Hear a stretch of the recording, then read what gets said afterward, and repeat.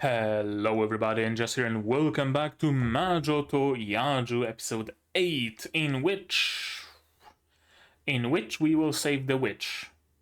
Probably. Maybe. We'll see. We will see, of course. In the previous episode, a lot has happened, a lot of unexpected things as well. Sure, there was the whole phase of between Matt and Guido and Helga. That was expected pretty much entirely. Helga was, of course, in the end captured by Matt. He gave her away to his subordinates to carry back into the castle, and he himself was busy with Guido and later with Ashaf. He also captured Guido. Right, he put them both into this armor corset looking thing that stops all magic from being used, and took them to the palace. So Ashaf, of course, wanted to save the situation, so he tried to talk to Matt, and he was successful in convincing Matt that there's something more going on here, that there is that underground organization, executioners, I believe they're called, something like that, the predecessors of the Paladin Corps, essentially, who are not as lenient on the witches, but rather want to, well, exterminate them. Exterminators, I think they might be called, actually. Or executors? I'm not sure. Something like that, something evil. And Matt noticed that, yeah, actually, there is that sleazy guy, there is that priest. You're saying he's an executor, maybe, and yeah, I can see that happening, and everything was, starting to go our way. Ashaf was working his magic, not literal magic, but like word magic. And then appeared Lowell? Someone, Matt's second-in-command woman, and she used fire on Matt to kill him, and she shot Ashaf in the head twice with her Luger, or whatever that gun was. So, we are led to believe that Ashaf is dead and Matt is dead. I wonder if either of those statements holds true by the end of this episode. We'll see about that, of course. And she was essentially in on the whole conspiracy of trying to get the sword that could basically allow you to rule the world. And the sword is very much willing to rule the world. It wants to rule the world. It wants to help you. It wants to be wielded by the strong person. Whoever's strong, the sword wants. And Helga is not as strong. So as soon as there was an opportunity to be wielded by Matt, or by the priest, or by whoever else, of course the sword took it. And that happened in a sky castle. The regular grunts of the paladins started fighting each other for the sword, which is to be expected because it's a demonic sword. It tempts, and it tempts really strongly. The priest arrived, started shooting everybody, took over the mind of the third in command of Matt, or whatever, the old guy who was left in the palace, and a full-on fight started. That Helga and Guido were not really able to participate because of the armor. Guido by the end was able to. She broke out of it because she's not really using her magic to do that. It's just raw strength, raw power, and you can't really stop that really well with an anti-magical item. So she broke out. She wanted to grab Helga and escape, but she was thrown out of the window somehow with the sword. And yeah, she has the sword and has escaped now. And meanwhile, Helga stayed in the palace. And now Guido needs to save Helga. Yeah, that's it. Now it's Guido versus the executioners. Because we don't know what happened to Ashaf really. Is he dead? Is he alive? Probably not dead. And if dead, then probably not for long. We don't know what about Matt. Is he gonna be a cog in the story still, or is he dead? I don't know. Right now it seems like it's really just Guido versus the world. Guido and the sword, which makes me think that maybe she would wield it, Would she be strong enough to avoid the temptation of conquering the world? I wonder. Probably. She's very single-minded and goal-driven, so will taking over the world help me find the witches? Probably not, so is there really point to taking over the world? No, not really. Can you help me find the witch that did it to me? No, well then you're useless as a sword. I have no need for you except as a literal weapon. Would be interesting. Would be interesting to see that. Or to see how Guido deals with the sword in the first place. So, yeah, we will have to just see what happens, I guess. Right? To see that, you will of course need your subs to follow along with me. I'm gonna need my sound to hear what's going on in the show and what's going on outside. There's sirens. And I'm gonna have to ask you for support the channel if you want monetarily on Patreon or YouTube down below, or not if you don't want to share my content. Spread the word, costs you nothing and helps a lot. And with that, we can start watching episode 8 of Majo to Yajuu in 3, 2, 1, go. Yeah. That's what happened.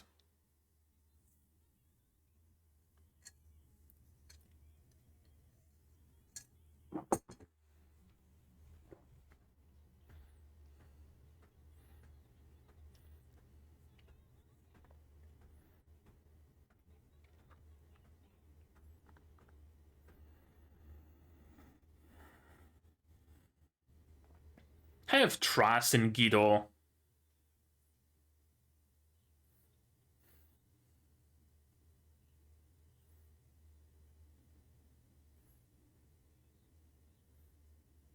All your base are belong to us.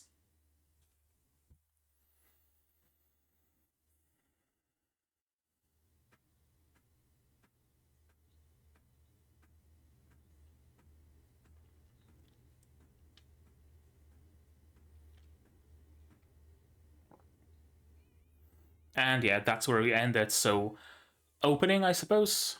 Opening indeed.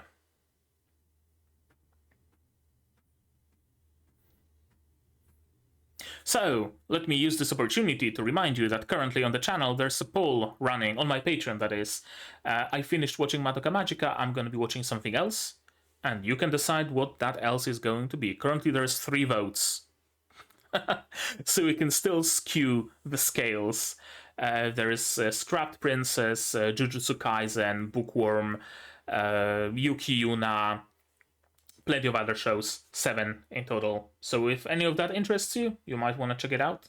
On my Patreon, of course, in the description, and might also be linked in the card. We'll see. Maybe I'll link it, maybe not. You can find the video on the channel if you'd like to. And the poll, I think, is going to be ending on Monday. So you still have some time if you'd like to vote.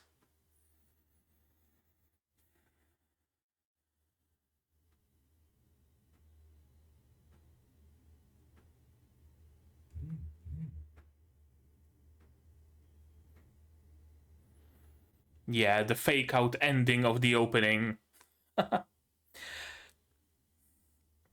Does it have a name, I wonder, in like musical theory or something?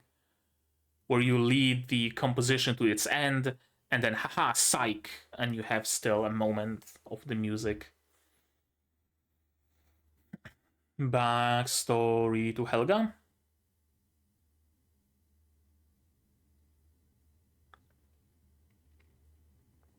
Is this Helga? Young Helga?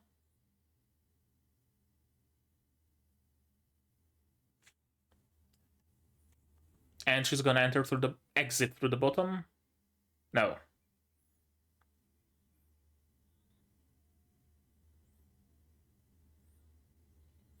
Yeah.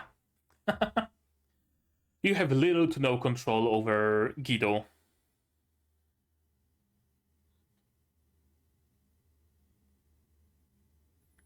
No, she's neither a mage nor a witch.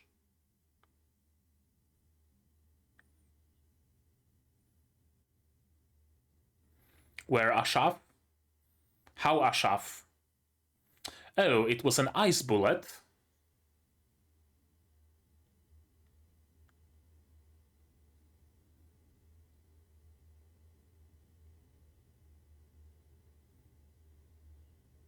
No, not quite dead, of course.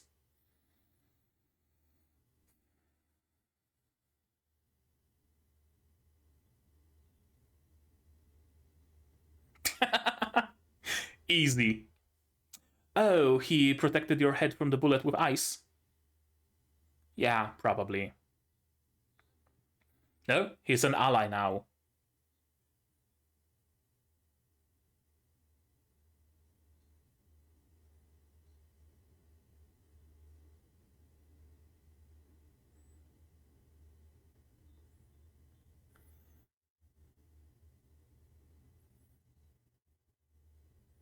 Yeah, I wonder why.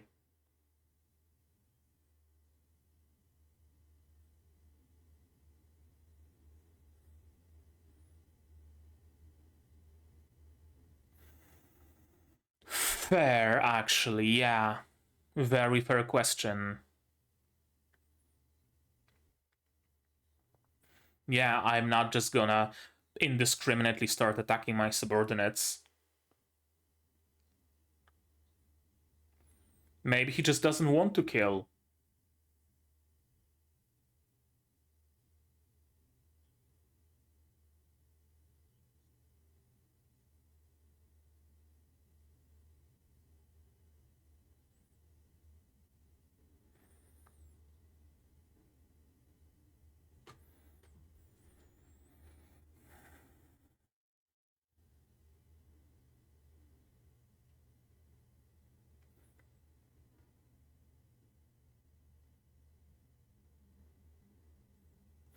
How and why do executioners even have this much power? For being an underground organization that was formally dissolved? Right?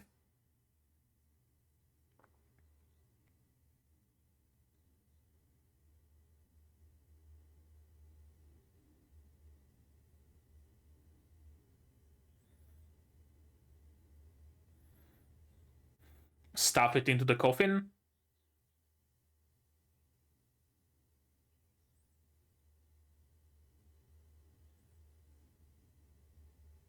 Oh, that's a lot of them, and even Executioner himself.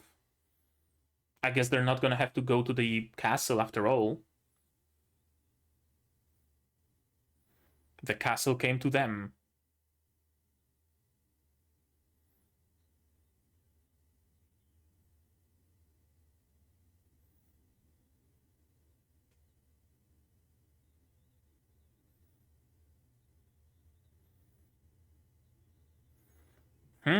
Okay.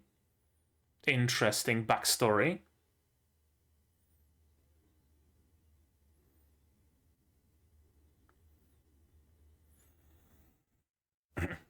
Simple. Cut off the arm. Break the ring first, then just slash.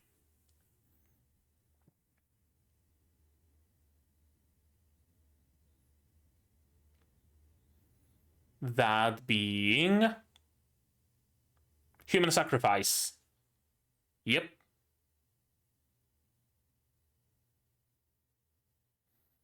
Figures.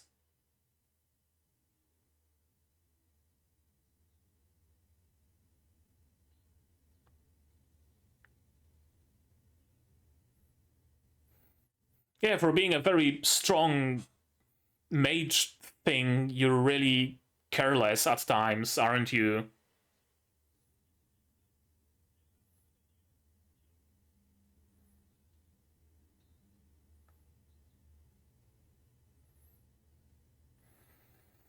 Better than nothing, though, for sure.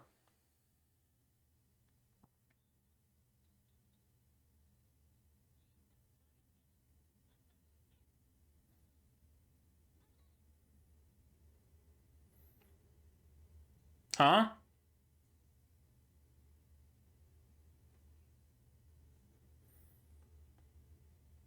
Huh? What? Oh, it's her?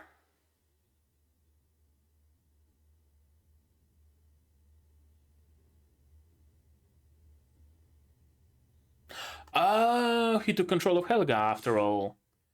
Shit, I did not see that coming.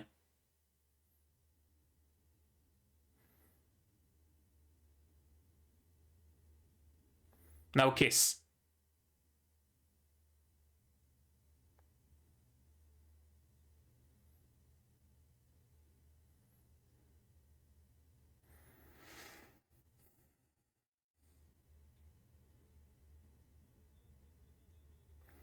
Or is she acting like a double agent?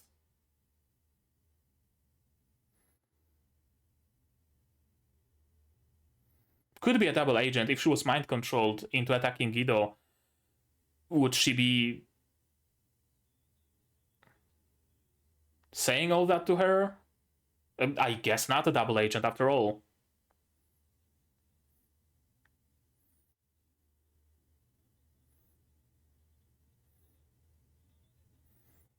Very good question.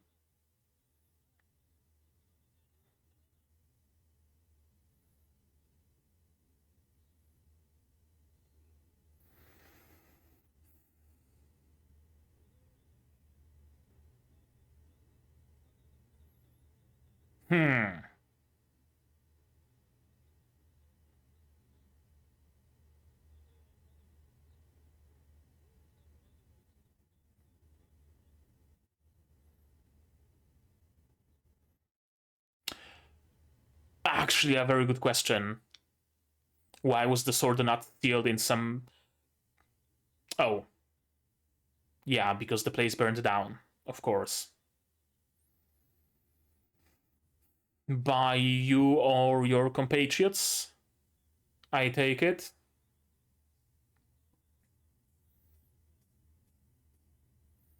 Because I was the one to do it.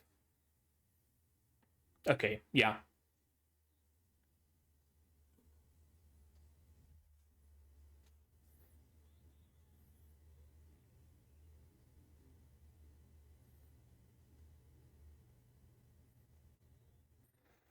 Even a shaft is thrown off.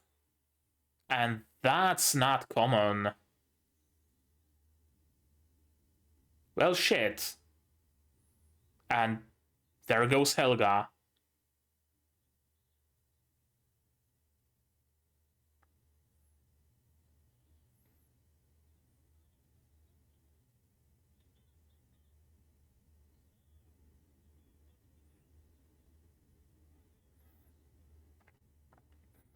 Interesting seal, though.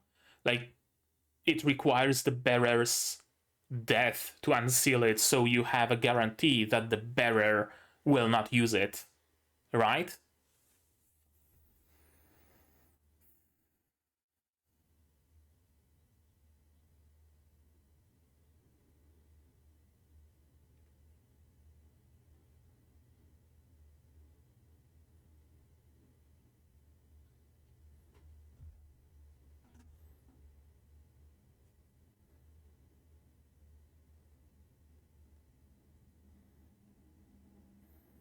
But what? But you're special somehow to the sword? Or the sword is special somehow to you? Was I correct about being a mentor and a parental figure?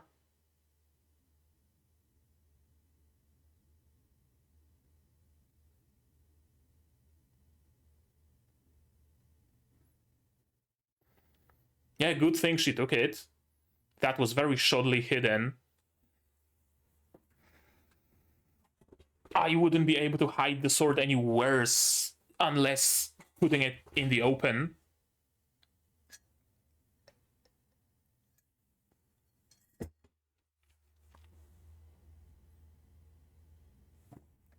Also mind control?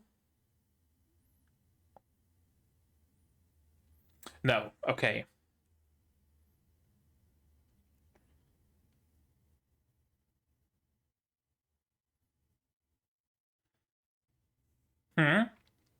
What's going on with your eye?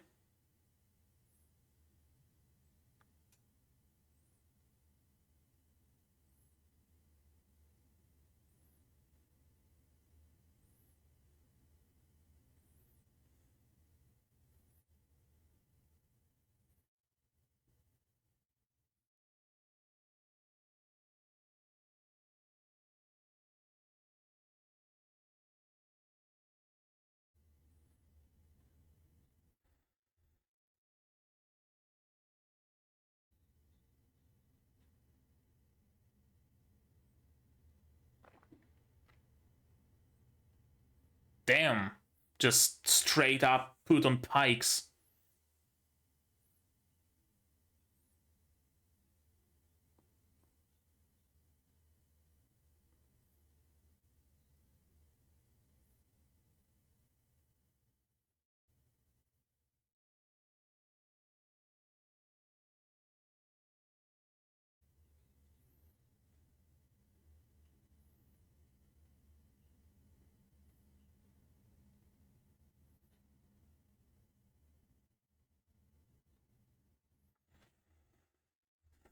Loyalty? Duty?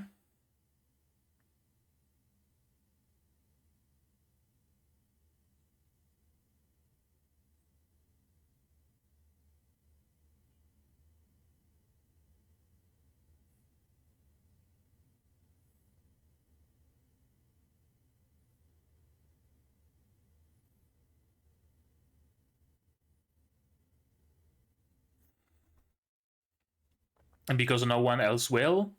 Because no one else can? Okay, so yeah, duty and inheritance, basically.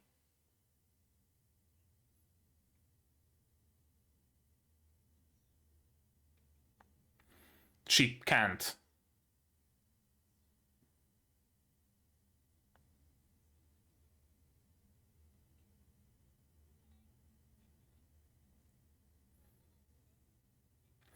Yeah, they would have died for nothing.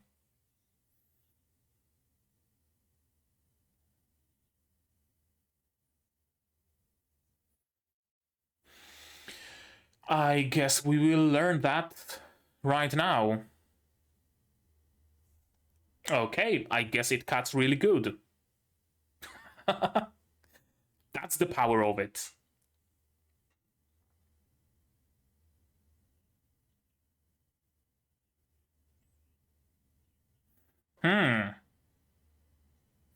Just cut it.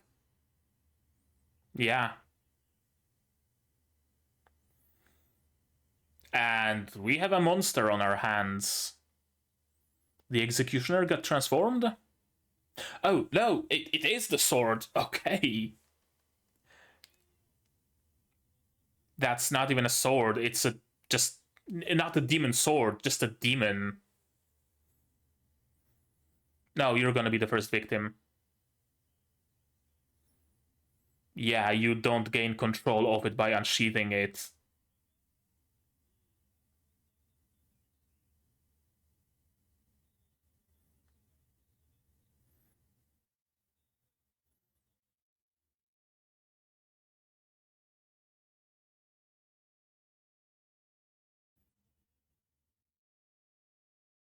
How sure are you of that?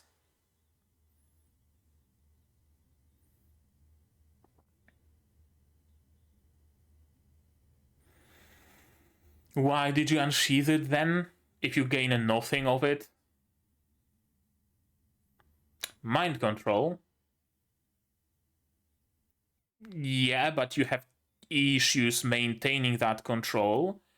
And I really don't think you're gonna be able to control a demon.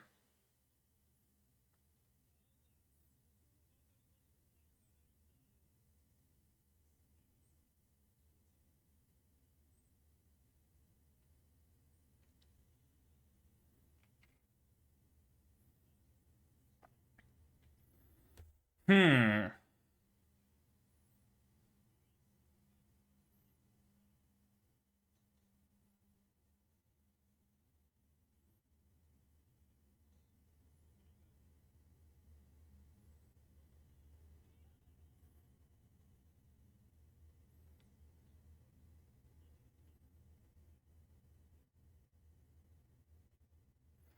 Yeah, but what if someone or something is completely irreverent towards it?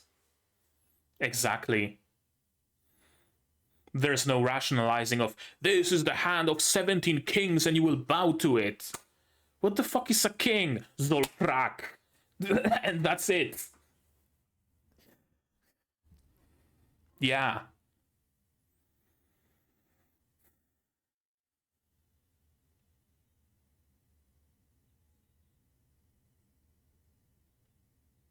Giving up his hand? Huh.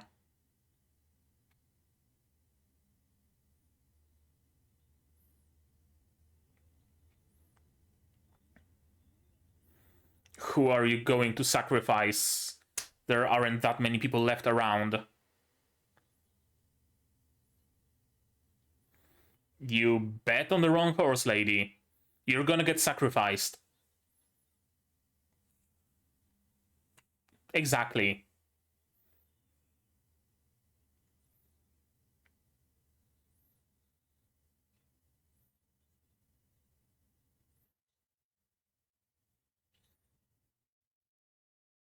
Just clap him already, Ashgan.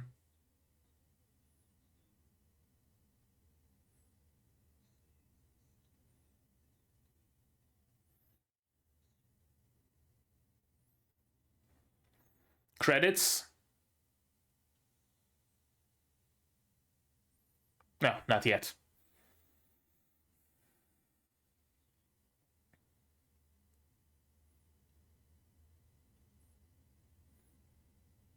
Is she going to be the one to seal it back? I guess not.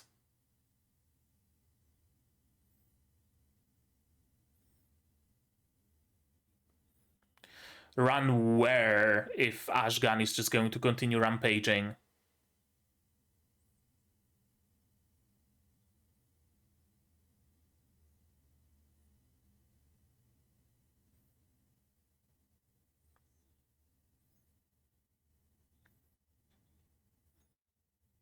Oh, was Guido hit?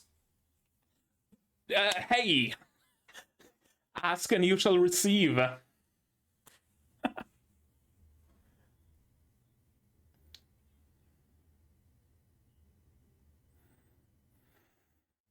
Yeah, you're gonna get your kiss and you're gonna get your legs. Everybody wins.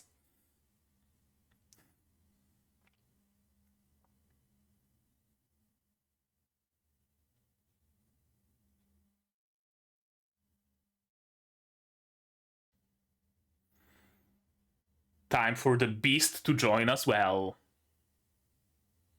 I love this face.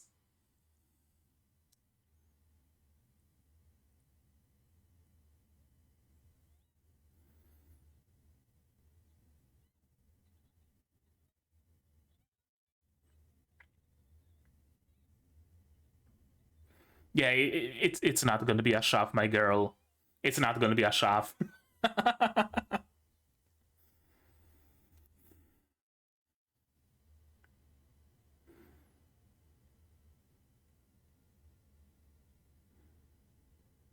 The power of Yuri saves the day. And, of course, we're gonna have to wait a week. God damn it.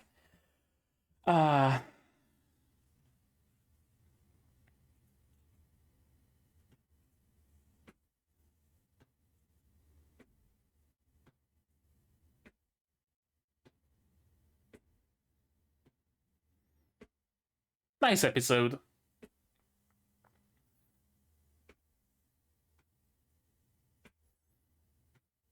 There were a few moments where I saw the, like, traces, I guess you could say, of episode 6 and the, like, lowered fidelity. And I noticed some, like, clear shortcuts they still take with the animation. But yeah, it's fine. It's perfectly fine.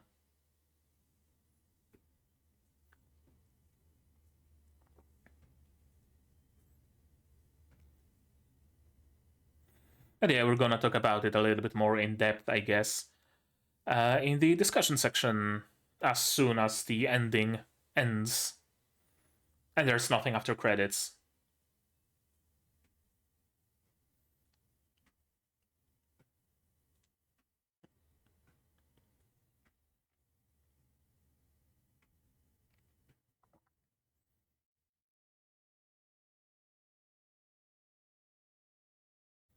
Yeah, there's multiple beings, and we're gonna end the arc. Multiple beings that can destroy the world. One of them is Guido, apparently. Whoops. There we go. There we go. Let's watch it again, shall we? Recap. Oh, yeah, recap opening. And we start the episode. Without Helga lifting my seal is impossible. Is it specifically Helga, or would any witch do? Because if it's just about any witch, then Guido is more than willing to to stab her in the heart. And yet this face is like the first thing that looks kinda a little bit of model, like huge forehead and whatnot, but not too much. It's not as bad as episode 6 for sure. And yeah, she takes absolutely no bullshit from Ashgan. Interesting that Matt would save him, and that the Lowell, I think it's Lowell, didn't notice that for some reason, and that she left Matt alive. That's also surprising. She was under mind control. Why would she not finish the job? I wonder.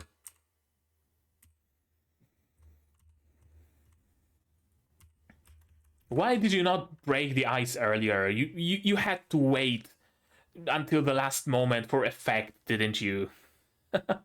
Unless he was passed out, I guess that's a possibility. Even Matt is alive. Like, everything is going surprisingly well. Ashaf is alive, Matt is alive, Helga is alive, right?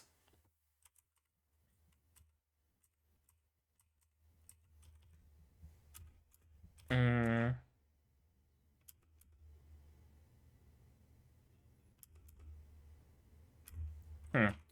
Something doesn't sit right with me with this. Yeah, it's the slowdown in animation. Like, I don't know why he slowed down his hand. I know. Tricks I mentioned, right? They're talking and Ashaf turns his back to the camera, so we don't need to animate his lip flaps. And there's other moments like that. And yeah, Matt makes a very good point. Did she actually betray me? Like, she herself, or was she mind controlled into that? Because if she was mind controlled, then, well, I'd rather not kill her.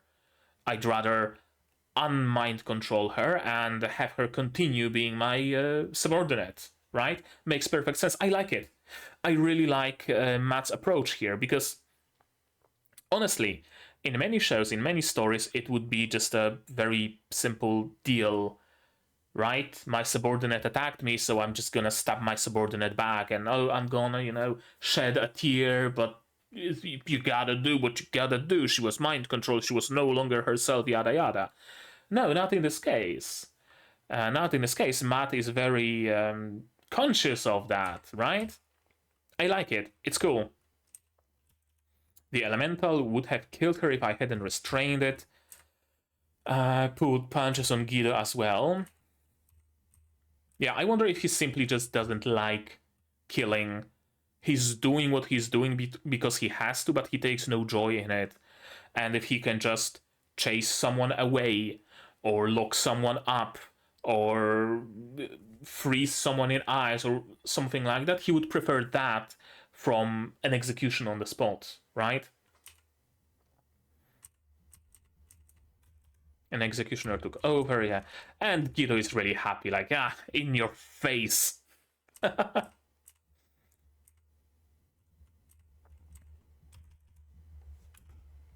Another example, right? His face obstructed by a smoke so that we don't need to animate the lip flaps. Like, if they wanted to put. How do I say it? How do I put it? In shows that put a little bit more budget, I guess, a little bit more time maybe in their shows, when someone's face is obstructed, you can still see their jaw moving, right? You can see it well with my beard, but like, the jaw still moves as they speak. Be it a mask or obstructing it with a hand or whatever, you can still see the movement to signify that they're speaking. They're not doing this purely because they want Ashaf to look cool, and he looks cool with a smoke, but also specifically to not have to animate it. Even though they could animate, the movement of the jaw. They didn't, because they didn't want to, and that's why they obstruct his face. And later it's also visible with the executioner priest dude, because he has a mask and his jaw doesn't move underneath the mask. They'll most likely track it straight to us. Right. Can't we hide the demon sword? Very good question, actually. Could you stuff it into the coffin? Could you bring it back to the organization? Maybe, and then come back to help solve this issue.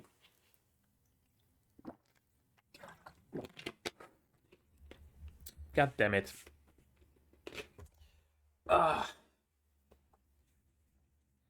Okay. And yeah, they're already here. It's kind of easy.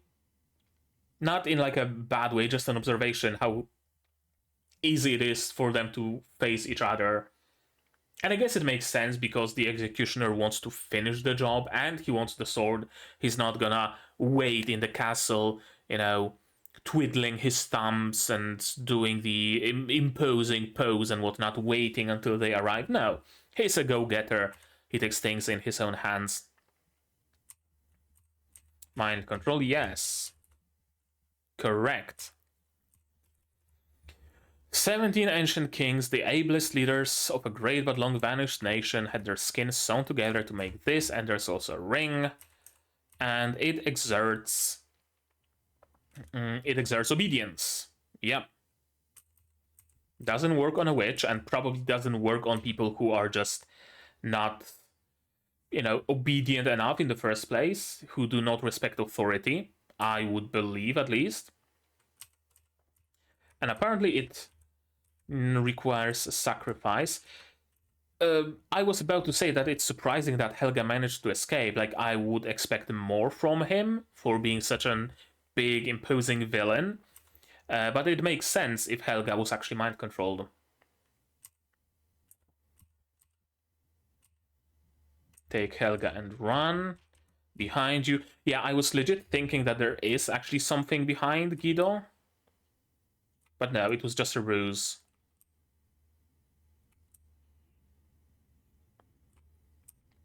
And people get stabbed. Yeah, she's being mind-controlled, Helga is being mind-controlled, but then this moment made me believe that Helga maybe is a double agent, right? She made the priest believe that she's mind-controlled, and then she says, oh yeah, you saved me a bunch of times, even if it wasn't out of kindness. Sorry for wasting all that. Right? Like, oh, sorry for having to stab you here, but this is part of my plan, essentially. And, you know, I expected her to walk up and just stab the demon sword straight into his chest. I fully expected that to happen, or cut off his hand or something like that. But apparently not. Apparently his mind control is strong enough to work even on a witch. Why did she refuse to draw it? A very good question, but he knows the answer. It's not because she was afraid of consequences. She probably was. But also because she couldn't really do that. Because it needs a blood. Witch's blood as well. And of course he knows all that because he was involved in Helga's family going under.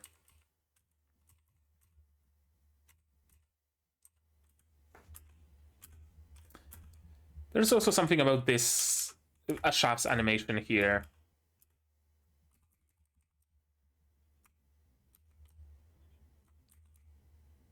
Oh, I guess it looks like he's standing in mid-air because his right foot doesn't merge that well with the rubble, I guess.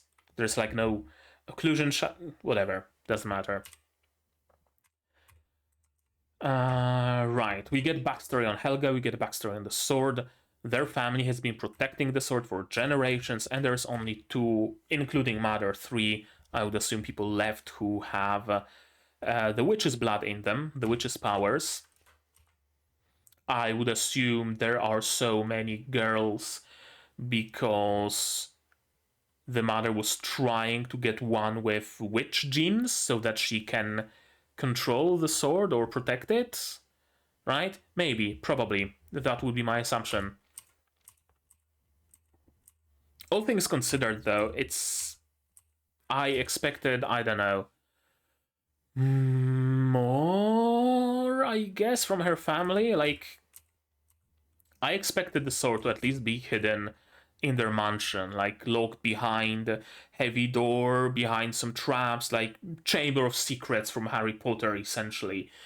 And you have to go through that entire gauntlet to get to the sword or something like that. I expected there to be servants and the entire like magical army at their disposal because they have to protect the sword, not 5, 6 girls and the mother and the sword just being hidden under a trapdoor in the forest, not even locked, just a trapdoor. What? Yeah, again, I expected more. What's going on? Mind control is what's going on. I have no clue why she's bleeding out of her eye. I guess maybe it was supposed to be like a wound and that wound bleeding, or her eye being just poked out and that bleeding. That would be an explanation. Now it looks like she's just crying blood for no reason. So I wonder what it was in the source material. They even got Mom, right? Don't give them the demon sword. It's now your obligation.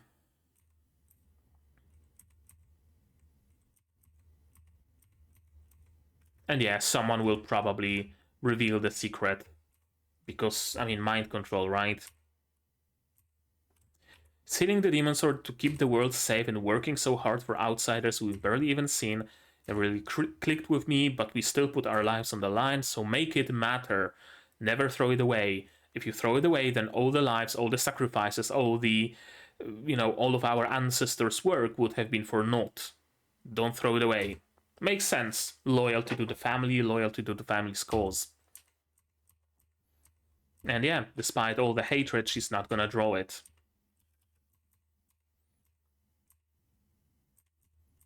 I fully expected we're going for the trope, like JRPG trope of the big bad transforming into a monster, right? The executioner merging with the sword and creating this monstrosity.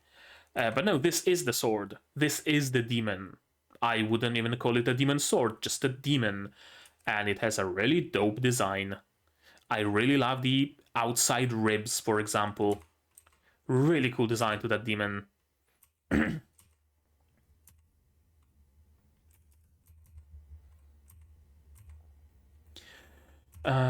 Right, it grants its wielder the power to rule the world, but yeah, not quite. It just guarantees the wielder's survival. Everybody else dies, the one who unsheaths it just survives. That's it.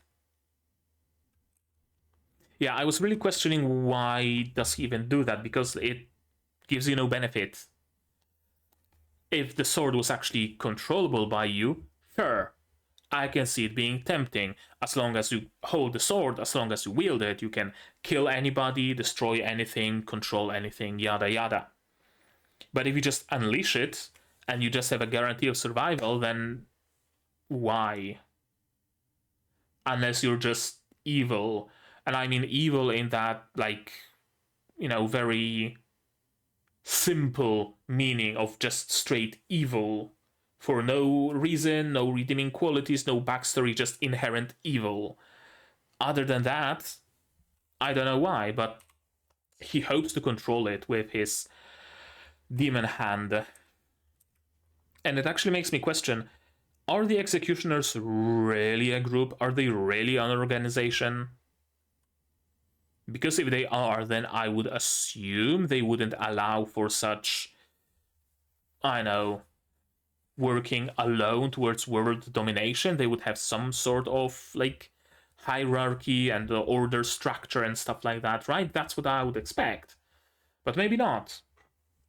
Maybe not after all, and everybody does whatever they want.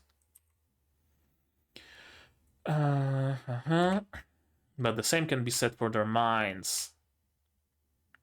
Also, I really like this gesture for summoning the cutting things. I don't know why. It just looks interesting. Just looks cool. The witch's locked power and bestiality. That's why the sword was reasonable. You were able to reason with it. You were able to speak with it. Now the bestiality takes precedence, and it just kills.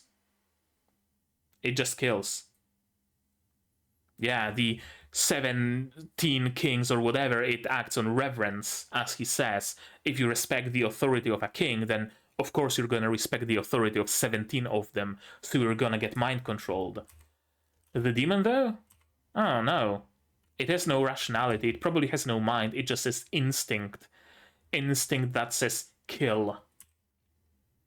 You cannot hope for a demon, let alone a demonic sword, to have the mind and logical circuits of a human. Even if you believe that witches are not human, in their minds they are. They are close to humans, they just have magic. That's the difference. This is a completely different category of a being. Yeah, how can you brainwash a monster with no sense of reverence or awe? You can't. Interesting that Matt has to sacrifice his body parts for stronger spells. And of course his mind goes towards sacrifices. What I don't know is why did the demon not just clap him? Right? He's close, just clap and done. I fully expected it, honestly. I fully expected him to die right here, right now. And the next episode being about our attempts at containing Ashgan. Sorry, Ashgan.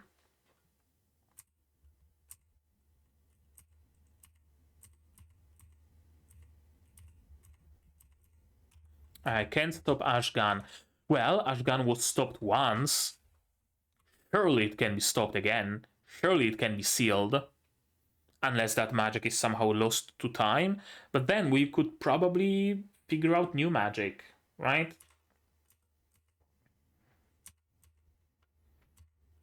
I was wondering who's crawling here, but it's Guido apparently. Her legs are broken or something. Funny you mentioned that. And she's been mentioning that again and again. I've never had a boyfriend. I never had a kiss. Well, funny you mentioned that. And funny Guido is here. We could probably solve all of our problems right now.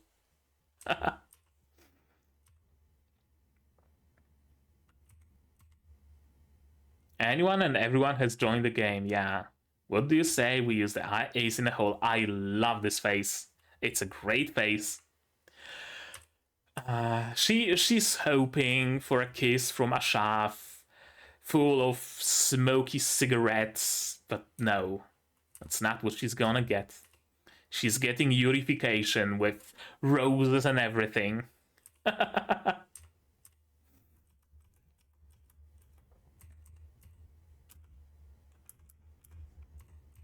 There we go. Nice end to the arc. And the preview. Power great enough to destroy the world is hardly unique. Interesting that there is more, like, hardly unique. It's not even that there is more than one power able to destroy the world. It's that there is more. There is plenty. It's not that unique. You could throw a rock and hit something that can destroy the world. Also, very interesting that Guido is like on par with a demon sword, isn't it? What exactly is the power scale of Guido here, I wonder? Yeah, final act of the arc. Huh. Alright. Alright. Cool episode. I enjoyed it. We got a little bit more insight into the magic of the world, right?